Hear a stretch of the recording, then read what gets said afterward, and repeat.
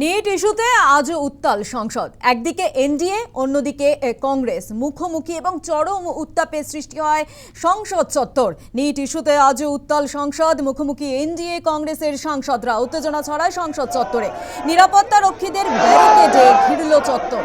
সংসদ চত্বরে কংগ্রেস সাংসদদের বিক্ষোভে রয়েছেন সোনিয়া গান্ধী, রাহুল গান্ধী, প্রিয়াঙ্কা গান্ধী।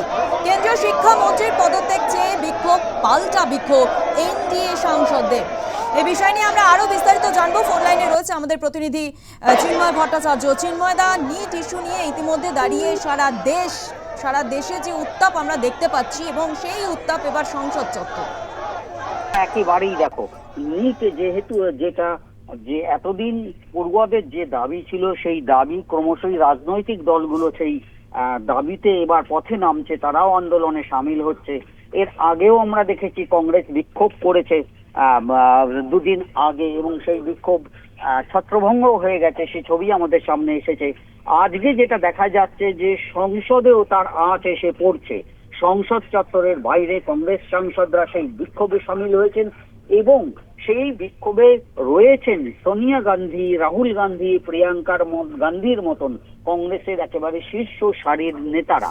তবে সংসদ চত্বরে আজকে যেটা সব থেকে উল্লেখযোগ্য, একেবারে মুখোমুখি, এইটা সম্ভবত আগে কখনো হয়নি, কংগ্রেস এবং এনডিএ সাংসদরা একেবারে মুখোমুখি বিক্ষোভ, পাল্টা বিক্ষোভ দেখাতে থাকেন, এবং তাই নিয়ে উত্তেজনার একটা পরিস্থিতিও তৈরি হয়। এমনকি অন্যের হাত থেকে পোস্টার ছিনিয়ে নেওয়ার মতন ঘটনাও ঘটে। এই রকম পরিস্থিতি সংসদ চত্বর বহু বিক্ষোভ দেখেছে, কিন্তু এই রকম বিক্ষোভ সম্ভবত, এই রকম মুখোমুখি বিক্ষোভ সম্ভবত আগে কখনো হয়নি। শেষ পর্যন্ত নিরাপত্তা রক্ষীরা এসে দুটো দলকে আলাদা পৃথক করে দেয়, তার ফলে বড় কোনো রকম ঘটনা ঘটেনি। সব মিলিয়ে বলা যেতে পারে যে নিটের প্রভাব, আজকে প্রধানমন্ত্রী টুইট করেছেন, এবার সংসদও তাই নিয়ে উত্তাল হয়েছে। গোটা দেশে বিভিন্ন জায়গায় বিক্ষোভ হচ্ছে এই নিট প্রশ্নপত্র ফাঁস নিয়ে, কিন্তু গোটা দেশই এখন মোটামুটি তাতে একটা বড় ঘটনা হয়ে উঠছে। স্বপ্না।